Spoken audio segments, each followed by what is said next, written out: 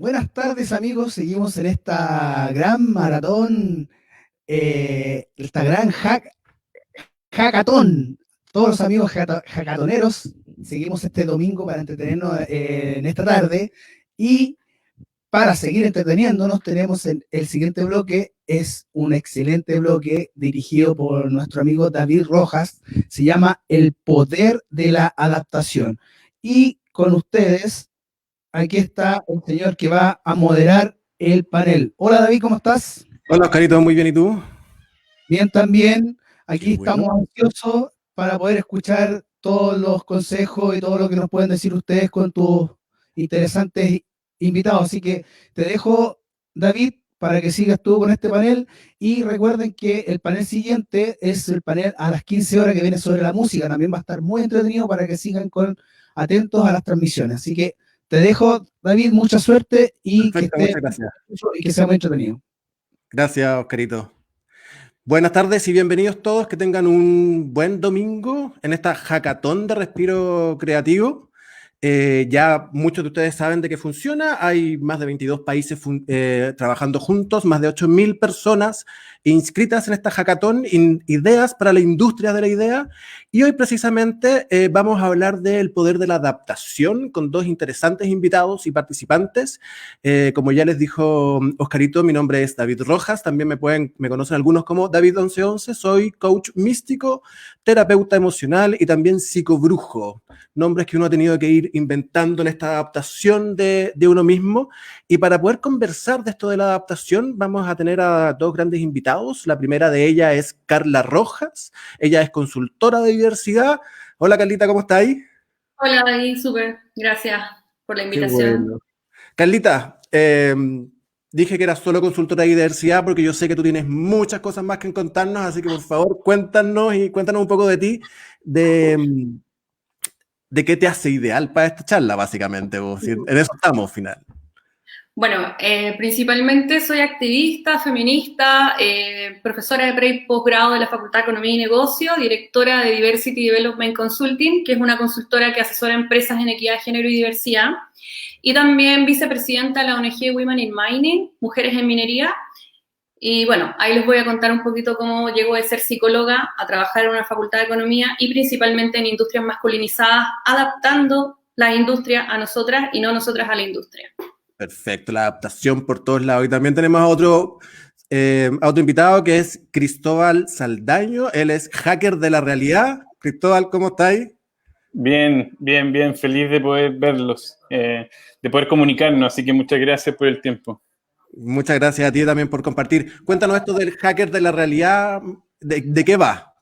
Sí, bueno, yo soy diseñador gráfico, trabajé en las comunicaciones, en la publicidad, y claro, a mis 30 años me jubilé, me hackeé, me saqué de contexto, me independicé y formé este proyecto que se llama Hackeate. Y este proyecto de Hackeate es de hackear la realidad, es decir, nuestra perspectiva de cómo vemos las cosas, de cómo nos comunicamos. Están saludando aquí amigos de Chillán, Mauricio de Banderslee. Saludos a todos. Y lo que estamos haciendo es transformando o hackeando, como me gusta decir, la realidad. Es decir, hay un pensamiento súper crítico, un pensamiento súper agudo de lo que está pasando y la verdad es que hoy día a los que ya nos adelantamos, nos adaptamos al mundo, por ejemplo, digital o que nos estamos transformando culturalmente hacia otras cosas, siento que de una u otra manera lo estamos pasando bien, así que ojalá poder transmitir esa energía a la gente que nos está escuchando. Buena. Sí, estamos todos aquí por lo mismo, con la intención de transmitir energía, pero primero, antes de poder hablar efectivamente de lo que es la adaptación, eh, siento yo que tenemos que primero hablar de qué es lo que nos está pasando. Porque finalmente la adaptación es como un proceso terapéutico, es un proceso de vida, es un proceso en donde tenemos que primero estar en antecedentes de dónde estamos para poder adaptarnos. Y yo quería contarles un poquito más o menos de lo que está pasando en los cielos, como para hacer esto más amplio. Y en los suelos están pasando cosas muy interesantes, como por ejemplo tuvimos hace 2 días una luna nueva, perdón, en Tauro.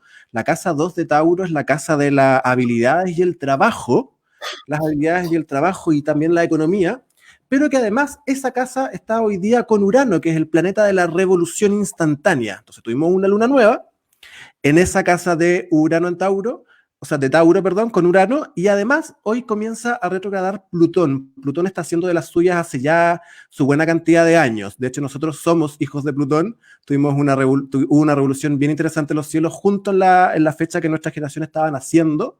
Por eso somos de alguna forma los hijos revolucionarios de Plutón, y después vamos a hablar un poquito más de eso. ¿Qué tiene esto de interesante? Y se los cuento así como una fórmula de ver. La luna nueva habla de que es necesario conectarnos con nuestro niño interno, con ese niño interno que está hoy día sufriendo los dolores del cambio, hoy día que está sufriendo y enfrentándose a estas situaciones dolorosas que están apareciendo en la vida, pero como desde una inocencia y desde un impacto de niño, básicamente. Podemos tener 40, 60 o 70 años, pero nuestro niño interno va a seguir ahí. Y Plutón al mismo tiempo lo que nos está pidiendo para poder salir de este impacto es reformular un poco esos parámetros de conducta o esos patrones de conducta de nuestra infancia que fueron otorgados tanto por nuestra socioculturabilidad como por nuestra familia y también por nuestro entorno social y político. Entonces hoy día tenemos este paradigma en donde nos vemos como obligados a cambiar, pero también estamos como con el miedo a cambiar. ¿Cómo lo ven ustedes? ¿Cómo lo perciben ustedes en la gente o cómo lo han percibido ustedes mismos con ustedes mismos? Que eso es parte importante también de la adaptación, mirarse para adentro. Carlita, ¿cómo lo has sentido tú todos estos cambios que está pasando? Bueno, principalmente llevo 40 días encerrada así literal, no he ido ni a comprar. Soy súper paranoica con eso de la enfermedad, entonces me cuido muchísimo siempre. Entonces 40 días encerrada.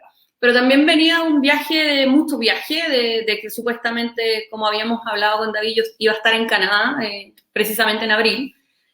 Por lo tanto, también un choque con la realidad de pausa súper rica, al principio un poco chocante, pero luego, bueno, como pasando en estados, así, de primero muy regresivo, chocar con la frustración, de proyectos que quedan paralizados, pero como me conecto con lo que me va pasando y lo uso mucho para reinventarme, bueno, fueron días de eso y luego ya adaptarse a hacer clases online por la universidad, cambiar toda Diversity, todos sus proyectos online de un día para otro, tener que comprar un montón de plataformas, meterse y aprender cada una de ellas con el equipo, estar todos en línea.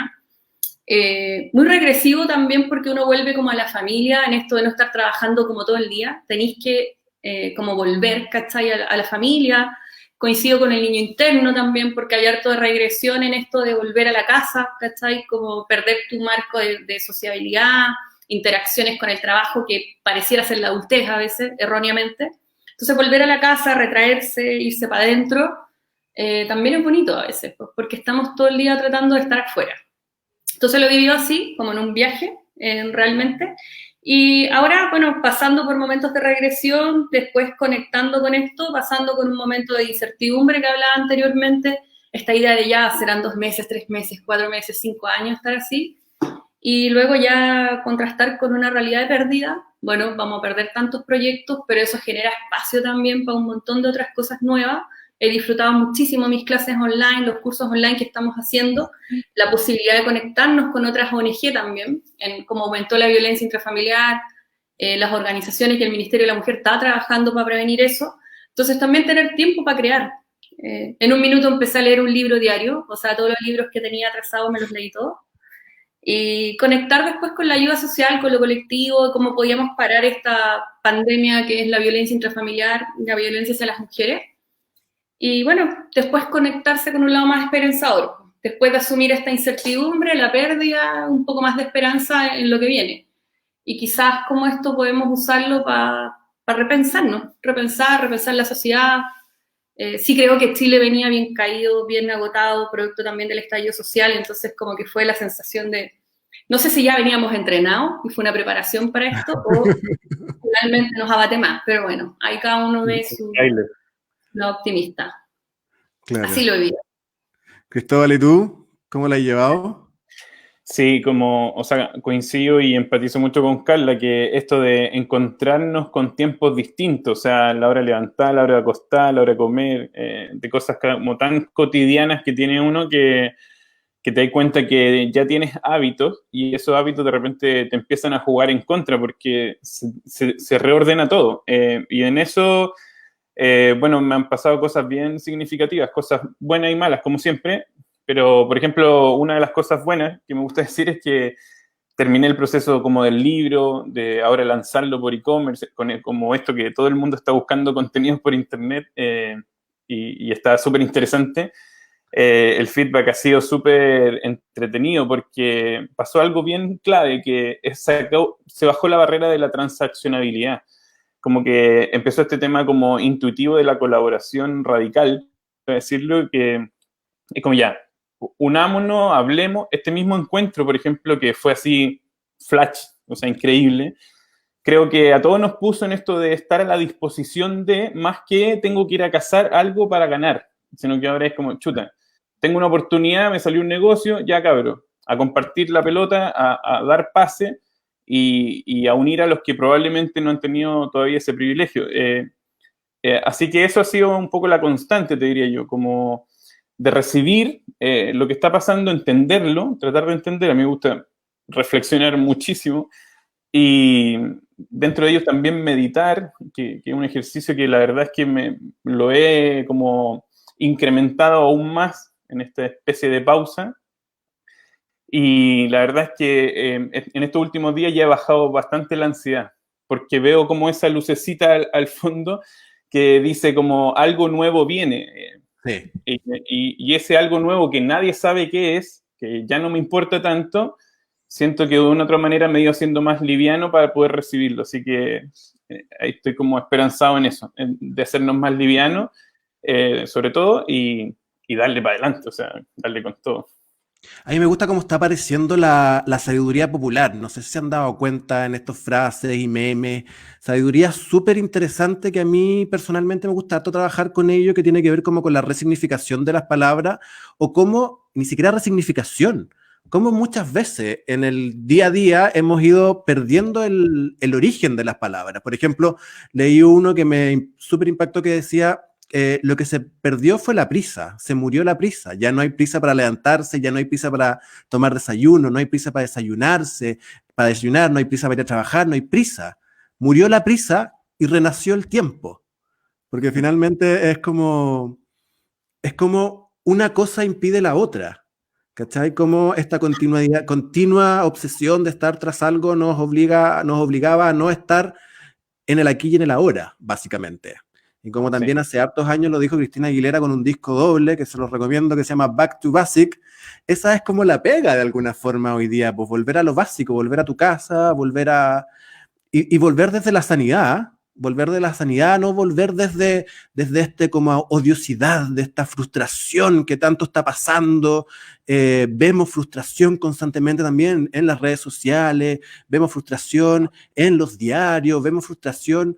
No vamos a entrar en detalles sociales, básicamente no queremos irnos a lo macro, vámonos al micro de la persona individual, pero vemos harta frustración dando vuelta y cómo esta frustración nos va impidiendo la adaptación, nos va impidiendo ir, como bien dijo Cristóbal, estar como atentos, o como la cara también, a estar atentos a que tenemos el espacio, a cómo esto que está pasando hoy nos está entregando... la oportunidad de crear cosas nuevas, nos está entregando los espacios para eliminar cosas que ya no funcionaban, como muy bien lo dice el Arcano de la Muerte. Cristóbal, tú lo leyó también en los libros de Jung. La muerte no se lleva nada que no haya muerto. Claro. Sí, a mí lo que, en ese punto, qué bueno que lo menciones, que, claro, a mí lo que me ha pasado en estas últimas semanas, que mis clientes, ahora sí pacientes, que también le digo porque... Yo, efectivamente, año 2010 tenía consumidores, año 2018 paso a tener clientes, año 2020 paso a tener pacientes, porque entiendo que mi servicio otorga un espacio íntimo de confianza absoluta con los dueños de empresa, hablando de sus empresas, cómo están quebrando, fracasando o fallando, que me gustó eso que dijiste de la etimología, del origen de las palabras. Fallar es sinónimo y significa igual a hallar, es decir, yo para hallar algo nuevo, para hallar una manera de experimentación nueva, necesariamente tengo que fallar.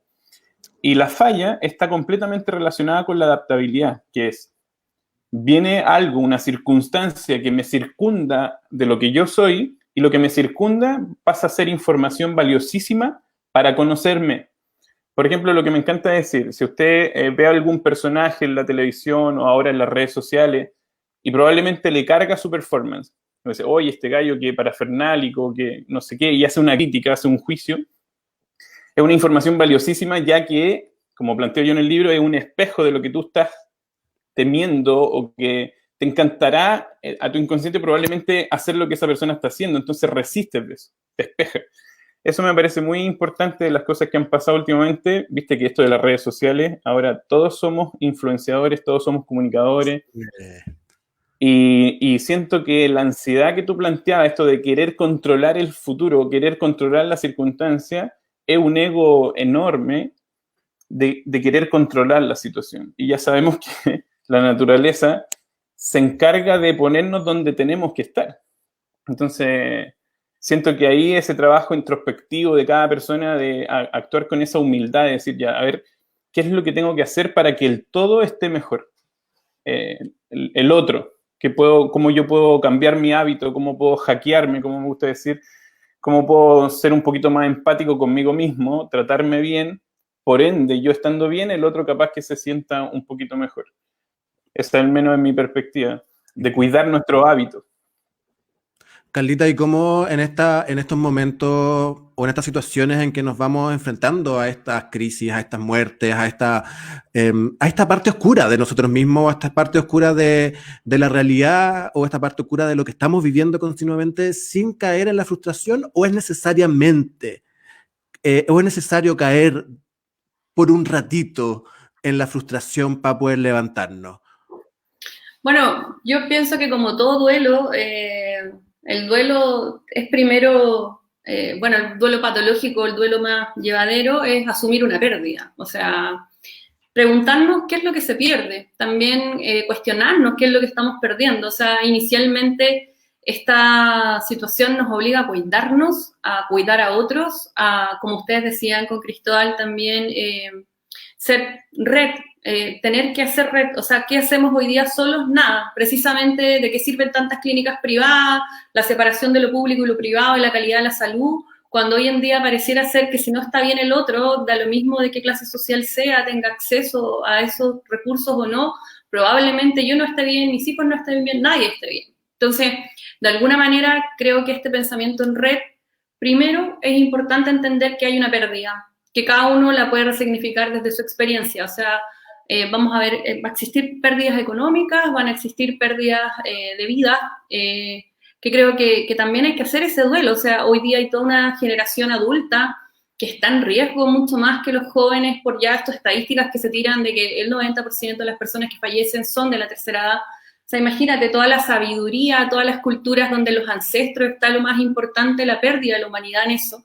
Ya han fallecido muchos escritores en España, también está falleciendo gente tercera edad acá. Entonces, cómo esto también nos expone a la vulnerabilidad de frente, de entender que no somos tan omnipoderosos ni omnipotentes, que no podemos controlar nada en realidad. Que un virus así de chiquitito paraliza el mundo entero y nos paraliza también a nosotros. Por lo tanto, como un duelo más saludable hay que hacer esa pérdida, hay que entrar en lo más oscuro. O sea, hay varias frases de escritores que hablan de cómo navegar en lo más oscuro, ya que hablan de Jung, precisamente habla de la sombra. O sea, si no entendemos nuestra sombra, muy difícilmente vamos a poder entender nuestra luz, ¿cachai? Como si no atravesas la sombra, no llegas a la luz. Entonces, al igual que lo que nosotros hacemos en las organizaciones, por lo menos en Diversity, que es diagnosticarlas, como si fueran pacientes, por eso a mí también me hacía sentido lo que mencionaban de las empresas pacientes. Siempre cuando me dicen, bueno, ¿cómo hago que la gente sea inclusiva? No hay una fórmula, o sea, tenemos que hacer un diagnóstico. Entonces, ese diagnóstico que a veces hacen las empresas, hacen los pacientes, las personas, esta vez nos toca hacernos un poco el diagnóstico a nosotros. ¿Qué cosas pendientes hay? ¿Qué cosas tienen que morir? ¿Y qué cosas nos van a permitir movernos hacia un estado más de luz? O sea, la rabia como emoción moviliza, el miedo paraliza. Entonces, bueno, hay que atravesar por ambas emociones. Si te da rabia esta situación, bueno, haz algo con tu rabia. Si te da miedo, bueno, permite sentir qué es lo que te da miedo para después avanzar y enfrentarlo.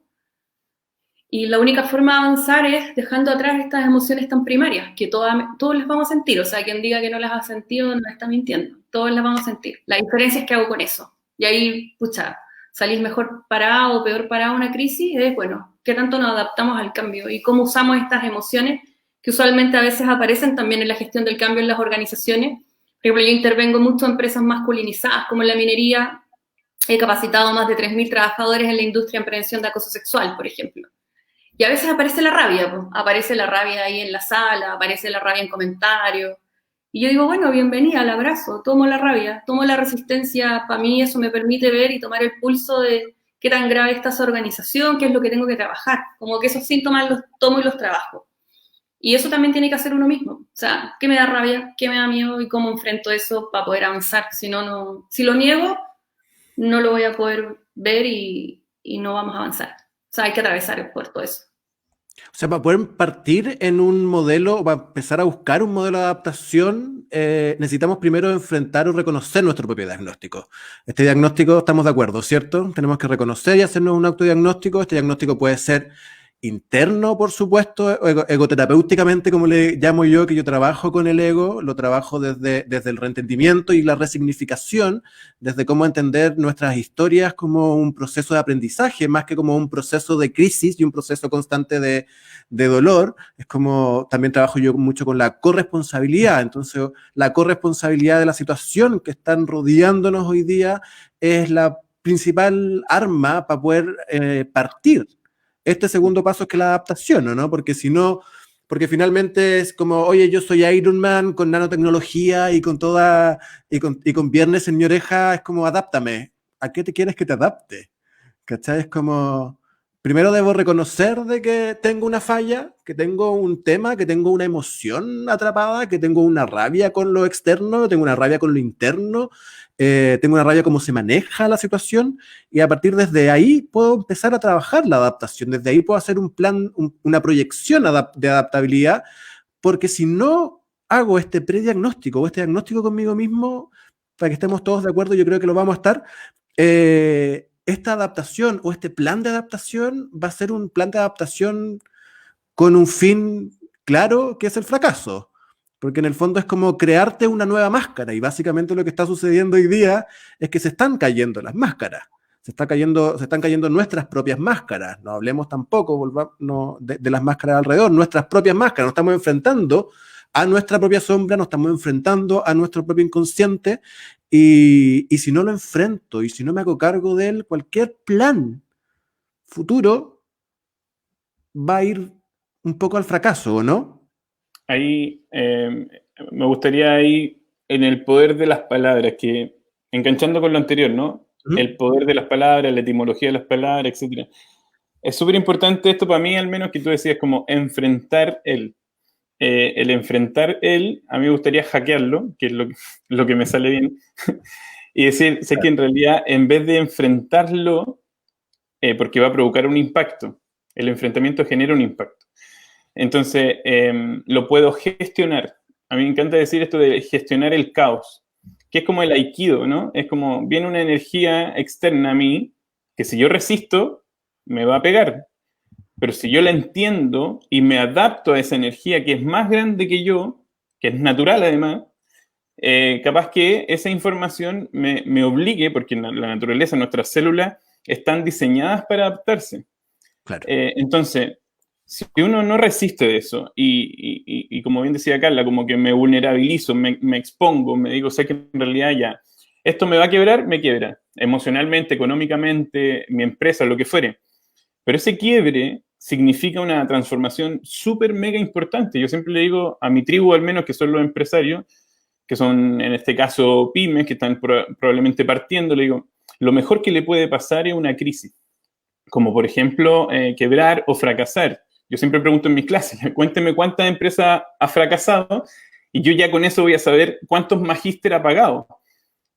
Y eso tiene que ver con la adaptabilidad, como esto del adaptability is power, como adaptabilidad es poder, significa que si yo me sé adaptar a las circunstancias, a lo que viene de fuera, y sé moldear o administrar o gestionar ese caos, sí o sí que voy a salir con alguna innovación. O sea, a mí mi vida ha sido en punta de eso que tú decías, como a propósito de contar las cosas más bien personales, y ya que estamos en esto de la vulnerabilidad. Imagínate que yo, mi negocio hoy día está basado en todos mis dolores para atrás. No sé, la pérdida de mi hermano a temprana edad, cosas o situaciones o circunstancias familiares que uno dice, oye, esto me derrumbó. Yo tengo dos opciones. O habitar en el miedo, habitar en el control del futuro o en el exceso de pasado, o en el amor y en el presente, y cada vez que yo esté haciendo algo, como por ejemplo ahora, poner mi 100 en eso que estoy haciendo. Mi 100, o sea, todas mis sensaciones, mi concentración, la respiración, que es tan importante. Yo creo que aquí entra un poco en materia a modo de datos, lo que a uno le funciona, para que el resto también ojalá lo vaya haciendo. Cuando uno se conecta con el presente, entiende que todo lo que está para atrás es una experiencia que me hace a mí y que me constituye, me identifica con lo que soy capaz de hacer.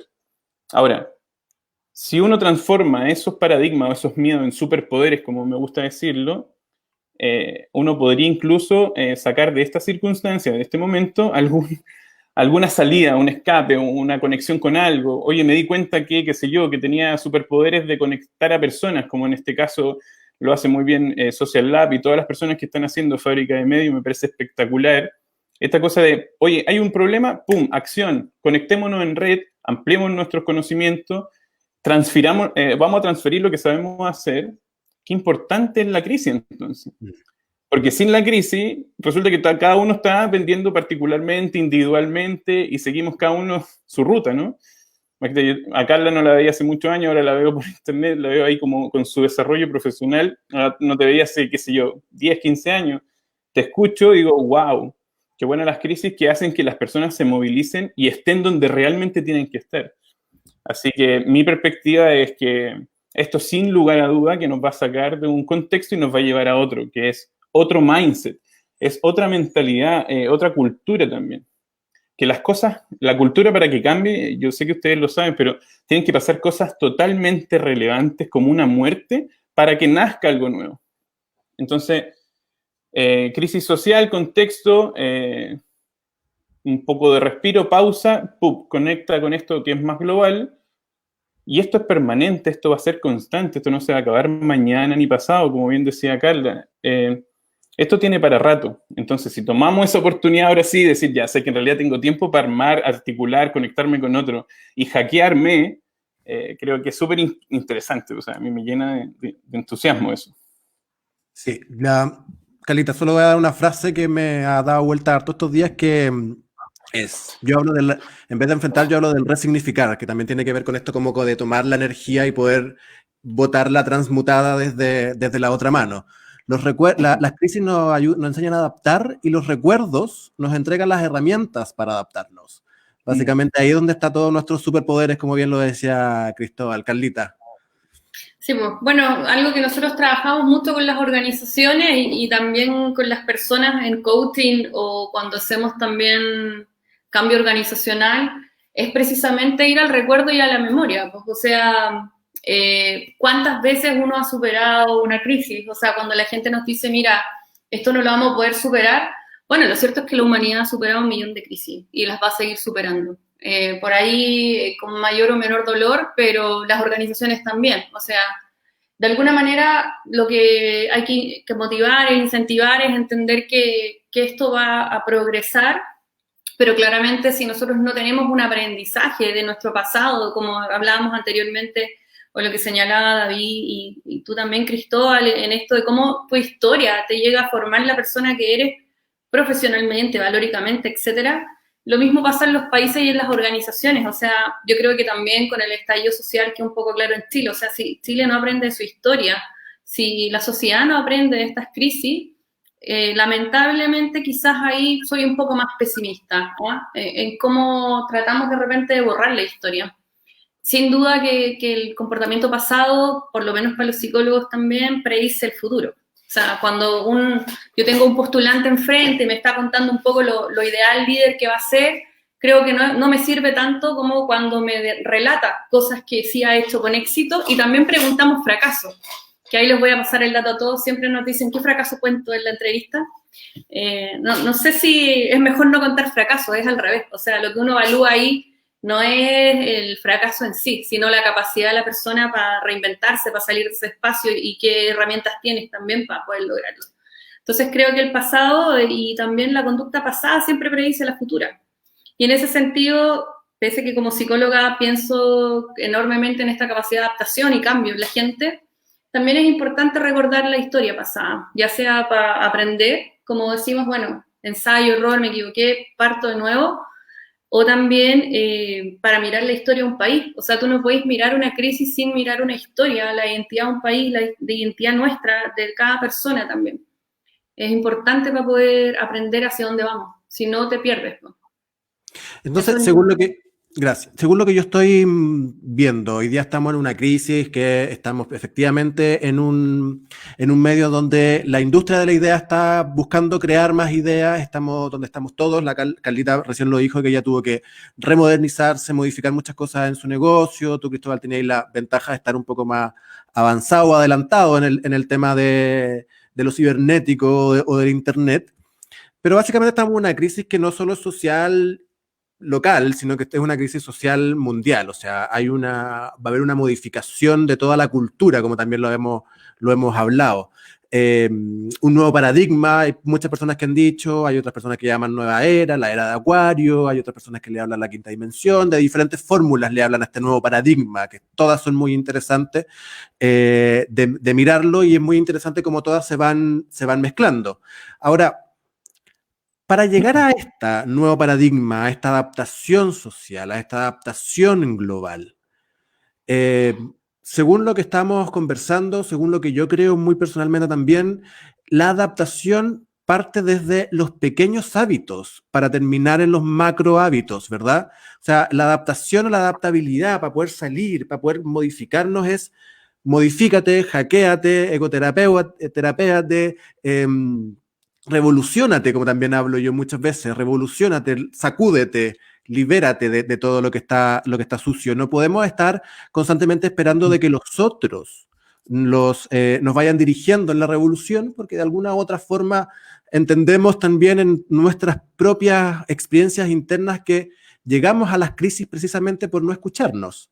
Llegamos a las crisis precisamente por no hacernos cargo de nosotros, por no hacernos cargo de esta multidiversidad o esta biodiversidad interna. Recordemos de que Jung, por ejemplo, habla de 12 arquetipos internos, el tarot habla de 22 arquetipos internos, la astrología también habla de 22, Naranjo habla de 9 arquetipos internos. Entonces, como dentro de nosotros mismos hay una diversidad, y mientras no me hago cargo y no me empiezo a adaptar internamente, es difícil llegar a una adaptación más general o una adaptación más social, ¿o no? Creo que también eso pasa mucho en las empresas. Si el jefe no está claro o consciente de que quiere una modificación y dónde quiere la modificación, es súper difícil que cualquiera de ustedes dos, excelentes profesionales en su área, lo convenzan de que tenga que hacer una adaptación. Sí. Entonces estamos de acuerdo de que esta macroadaptación o esta gran crisis mundial es una crisis individual, ¿o no?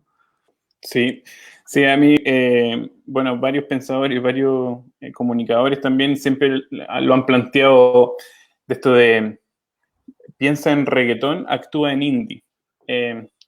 Piensa en global, actúa local. Yo a las personas, por ejemplo, a mí me encanta hablar con mi tribu de hackers o de emprendedores y digo, ya, tú estás pensando un proyecto como de qué escala, de escala pequeña, como de vender algo chiquitito, o estás pensando en algo global. Y generalmente me he dado cuenta que el pensamiento acá siempre es como de microescala. Hay un fenómeno que yo me he recorrido todas las regiones, mi investigación ha sido más bien local en Chile. Y ¿sabes qué? Que lo que tú planteas es un fenómeno que impacta en este ítem, que tenemos un pensamiento como de corta vista, es como en lo inmediato, vemos un problema como un problema, no como una oportunidad que, imagínate que es una percepción súper pequeñita. Tengo un problema, me encierro en el problema, entro en el drama, en la victimización, en el miedo, mis células me tiran para atrás, mi cuerpo se deprime, probablemente me enferme, ¡pum!, cagué, básicamente. En cambio, el pensamiento que ayuda a que tener una perspectiva, una posición distinta, y para tener una posición distinta hay que tener un carácter, y para tener un carácter hay que tener una personalidad. Y esa personalidad, todos estos pensadores y filósofos han hecho años a años de investigación para ayudarnos a identificarnos. Entonces yo, por ejemplo, a mí me encanta ocupar los 2 arquetipos de Jung. Y dentro de ello, cuando uno tiene un relato, las personas que están en casa o que están viendo pueden empezar a identificarse y lo que ocupamos nosotros en branding o en cultura de organización es que cuando ya logro identificar algo, me empiezan a ofrecer estrategias para cómo salir de ese contexto, para no quedarme en esa parálisis por análisis de, uy, estamos en crisis y frenado. Es el peor ejercicio que alguien puede hacer. La manera de mantenernos vivos es estar en movimiento, estar ensayando, conectándonos con otros que también nos identifiquemos, que eso es súper importante en la organización. Que las personas habiten con personas que se identifican o que están donde realmente quieren estar. Imagínate que ahora está el tema de los despidos masivos en todo el mundo y yo he hecho esta reflexión harto como, a ver, si una persona lleva 20 años, el dueño de la organización no quería que esté, el trabajador no quería estar, ¿será un buen momento como para tomar decisiones y sacarte de donde no quiere estar? Yo creo que es vital, ¿no? Claro. Ese tipo de cosas.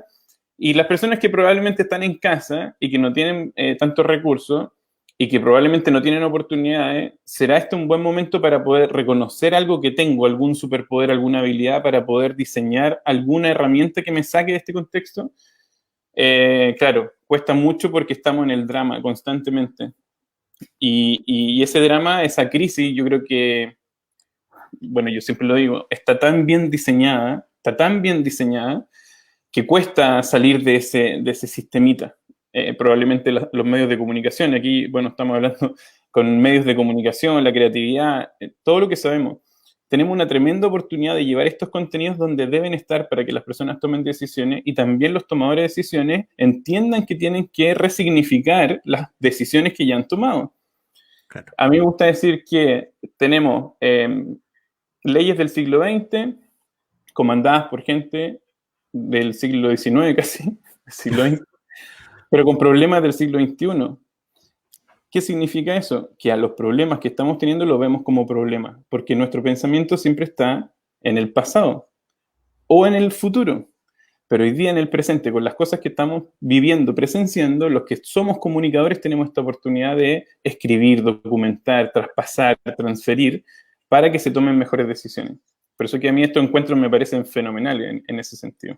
Sí, y sobre todo considerando de que finalmente, como tú muy bien decías, Cristóbal, en el ejemplo de del despido masivo, en donde este drama de que me están despidiendo, muchas veces no logro ni siquiera llegar a entenderlo, porque primero está el drama social de que estás despedido, el estigma social de que estás despedido, después el drama futurista de que me voy a quedar sin comer, por ejemplo, que a mí también me sucede mucho cuando me dicen, oye, pero es que me voy a quedar sin trabajo, y yo le digo, ¿y te quedas sin manos, te quedas sin cerebro, te quedas sin ojos, te roban algo, te quitan el título, te quedas inútil, ¿cachai? Como que...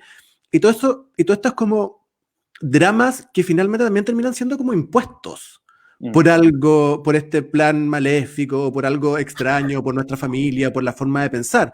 Entonces, la crisis tiene que ver también un poco con eso. La crisis también tiene que ver con cómo mi inconsciente, o cómo mi yo, o cómo el inconsciente de todos en este momento, se está enfrentando a eso, se está enfrentando a esta situación impuesta.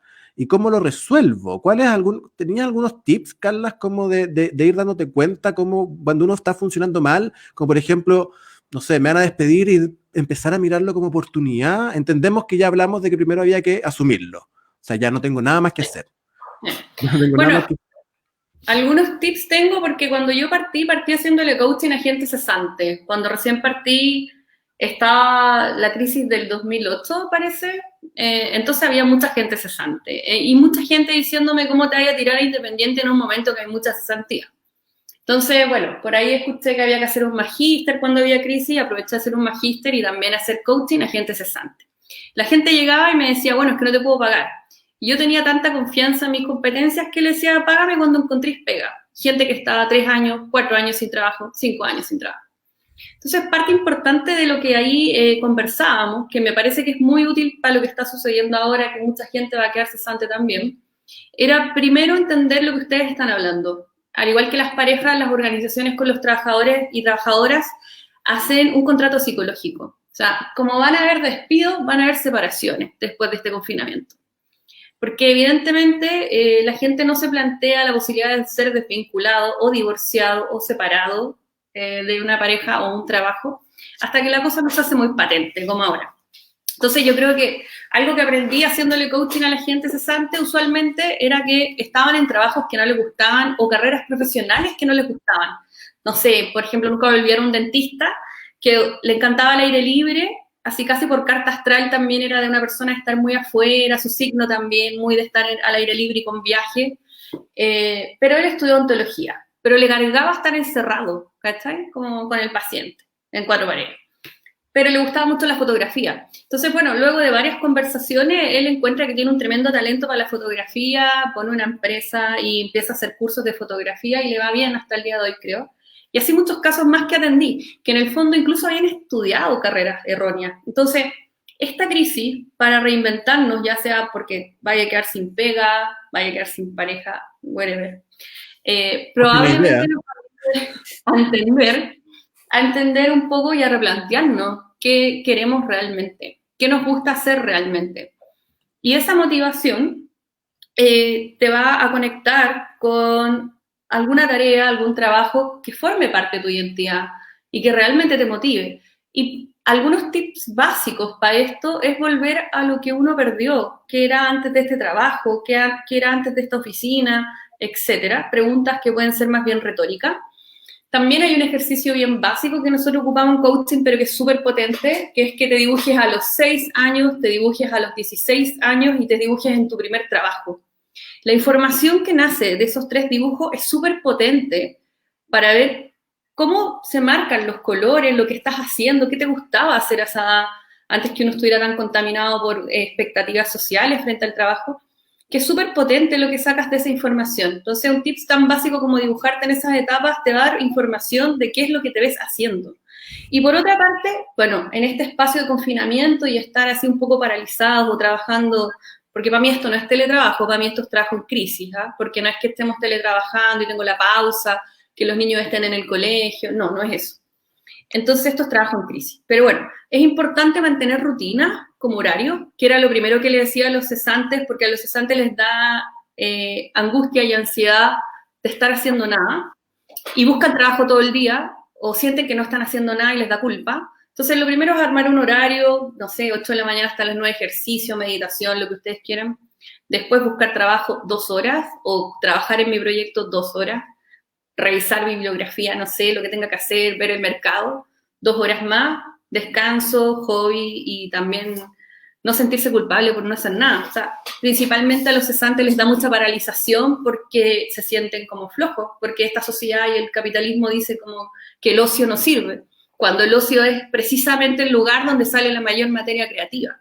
O sea, nosotros no creamos en espacios productivos, creamos en esto, ya en la comunicación en red, como habla de Cristóbal La Tribu. Yo puedo decir familia urbana o clientes, etcétera, pero en esas conversaciones es donde también se nos ocurren ideas. O sea, tenemos que aprovechar el ocio y también hacernos horarios, porque claramente el no tener horario, no tener rutina, también nos generan más estados de ansiedad. El encuadre es importante. Cuando uno atiende en sesiones, atiende 90 minutos y no todo el día, porque ese encuadre al paciente le da algo donde agarrarse. O sea, al terapeuta y al paciente le da un espacio marcado. Tal hora, tal lugar nos vamos a juntar. Bueno, los horarios nos permiten hacer eso, entender nuestras rutinas. Súper. La sabiduría es hija la sabiduría es hija del ocio, decían por ahí. La única forma de poder ser sabios, reflexionar y mirar el pasado es teniendo el espacio suficiente para poder mirarlo. La única forma, como también dicen los chinos, es tomando un buen té. La única forma de estar en el presente es disfrutando un buen té, estando aquí en el ahora. Bueno, lo último quizás que siempre quedo pensando, que a veces hay tantas bendiciones disfrazadas de tragedias, ¿no? Que una vez lo escuché y es tan cierto, así como... También hay otra frase que me gusta mucho que dice, cayendo al infierno encontré el paraíso. O sea, creo que a veces hay que permitirse caer nomás, desde lo emocional, para poder construir algo nuevo. Entonces, para ir resumiendo, para poder llegar a una situación o para poder descubrir este poder de adaptarnos, básicamente primero tenemos que ser vulnerables frente a la situación. Pero vulnerables no tanto socialmente, sino que una vulnerabilidad mucho más interna, una vulnerabilidad de que estoy agotado, no tengo ideas, no tengo trabajo, no tengo proyectos, no tengo qué hacer, no sé qué hacer en este momento. Lo primero es sentirnos vulnerables con nosotros mismos. Después, según lo que hemos estado hablando, viene el recuerdo como fuente importante de estas herramientas o superpoderes, básicamente. No desde que volvamos a que nuestro superpoder sea manejar un camión de 4 centímetros, no es básicamente ese nuestro superpoder, pero por ahí puede venir nuestra capacidad de, nuestro entendimiento por el gusto por la velocidad, o nuestra capacidad de manejar grandes máquinas, etcétera, etcétera. Entonces, ir reconociendo la vida como un hilo, como un circuito, más que como etapas, porque hay gente que decía, no, a mí me gustaba jugar antes esto y ahora no lo hago. El otro día, por ejemplo, me pasó algo súper divertido que quiero compartirlo. Yo cuando chico tuve un solo gran juguete favorito y nunca supe por qué hasta hace un par de días. Mira qué imbécil, llevo 10 años trabajando de brujo y mi juguete favorito de infancia era la espada del augurio.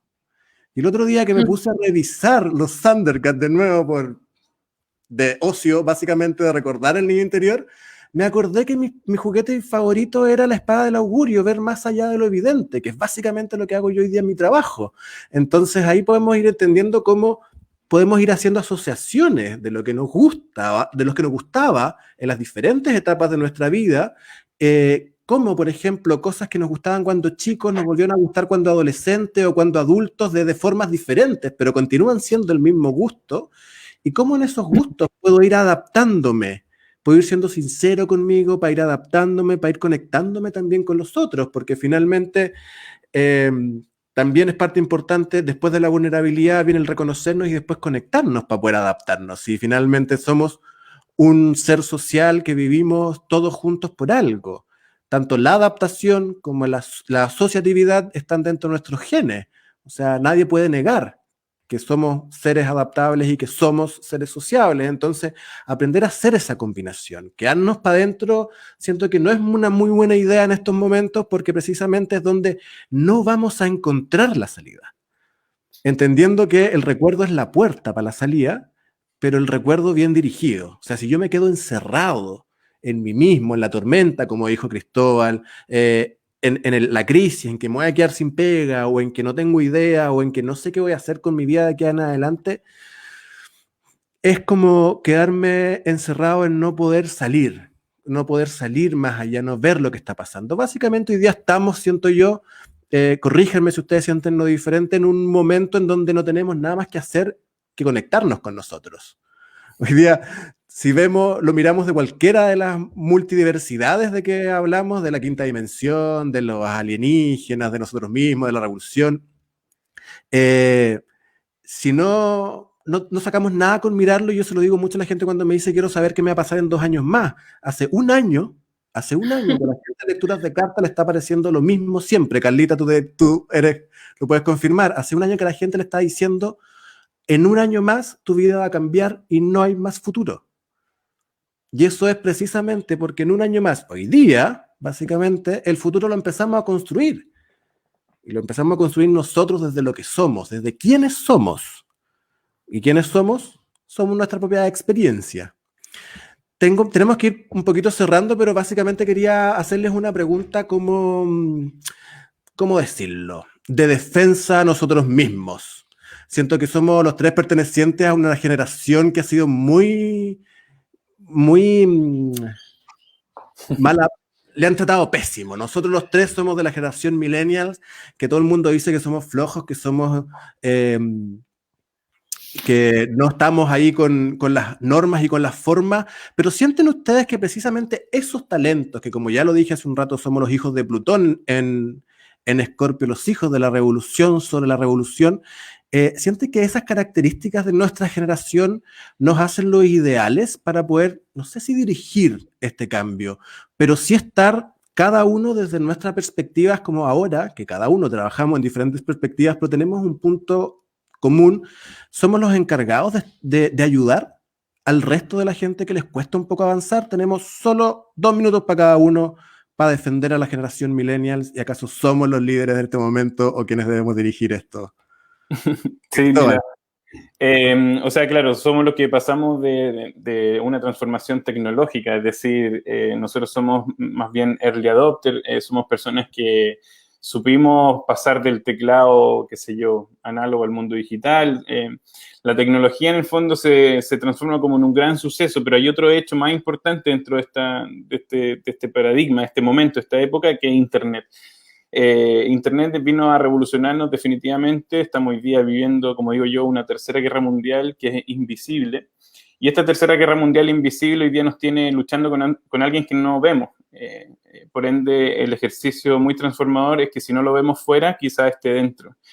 Al menos mi hipótesis y lo que yo planteo en mi libro, que me encantará que después ahí regalé el primer capítulo, que lo vean en hackeate.cl. Me encantará tener como los comentarios de ustedes. Y el mensaje súper claro es como hackeate o morir, o sea, hackearse o morir. Si se quiere ver morir y se quiere ver ahí como en ese lugar oscuro de miedo, de cosas que están como en el siglo pasado, quédese ahí, por favor, y permítanos a los demás, como digo yo, despéjeme la pista, que vamos a despegar igual, pero por favor no más queja, soluciona algo o quéjate menos. Tanto con usted como con el resto, con los vecinos, solucione cosas micro. O sea, yo hoy día en la mañana fui testigo de un momento hermoso de una persona que está a cargo de donar mascotas, está enfocada en eso, no tenía idea de su vínculo con las mascotas, pero lo encontró en este momento. Siempre hay algo que te conecta con tu niño o niña interna. Yo creo que ese trabajo es súper bonito poder hacerlo en este tiempo de pausa, así que hackeate. Perfecto. Solo antes, Carlita, un segundo, hablando de la creatividad. Recordemos que los niños, o sea, la creatividad y la curiosidad son las partes. Nosotros, hemos sido educados de dos formas. Tenemos dos posibilidades de aprender: una a través de la curiosidad y la creatividad, y la otra a través de la imposición y el dolor. Hemos sido educados a través de una. Este es el momento para trabajar con nuestro niño interior, sanarlo a través de la creatividad y la curiosidad para poder generar este mundo nuevo. Carlita, generación millennials. Bueno, creo que la defensa es un poco en la línea que ambos mencionan. Quizás fuimos una generación que creció con el papá 20 años en una institución, adaptándose.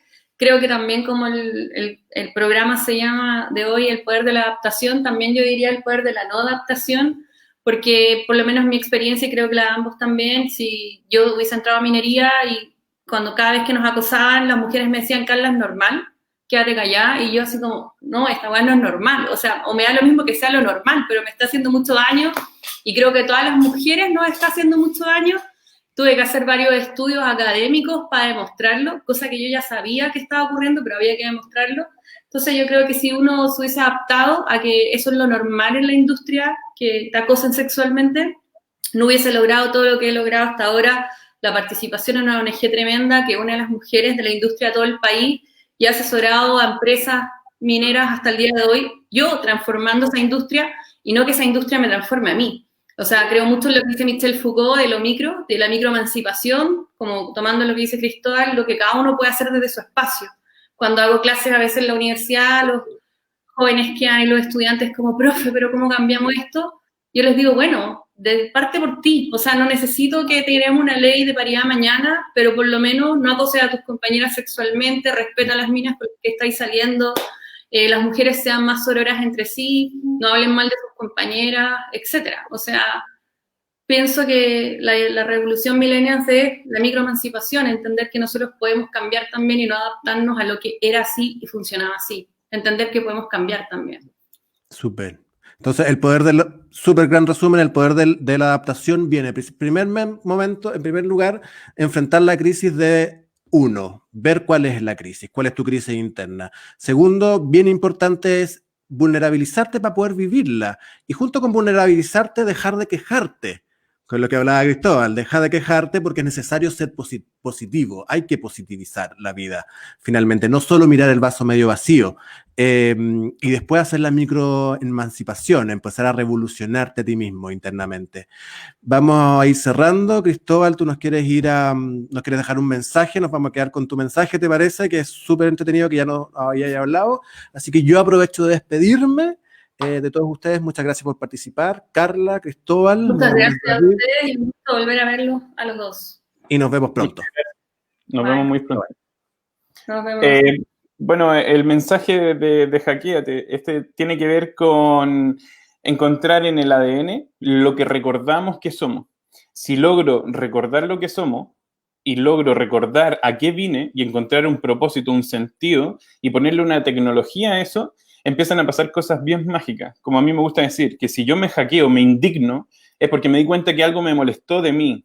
Lo hackeé, lo transformé, cambié ese código y ahora me pongo en otra posición. Pero ahora con una tecnología que puedo transferirle a los demás.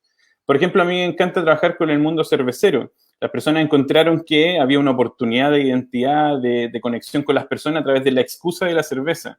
Entonces estamos trabajando y elaborando proyectos para conectarnos con las personas y eso me parece que es brutal entenderlo. Que somos capaces de hackear la realidad, sí, solo sí, hackeamos nuestros hábitos. Y si nuestros hábitos son ahora sí pulcro, impecable y van en una justa dirección, en un negocio justo, en una oportunidad justa, creo que no tiene cómo no explotar eso, cómo no crecer. Súper, Cristóbal, te pasaste. Y muchas gracias a toda la audiencia. Ahora viene una nueva charla de música y esperamos que lo hayan pasado bien. Mi nombre es David Rojas y disfruten y revoluciónate. Chao.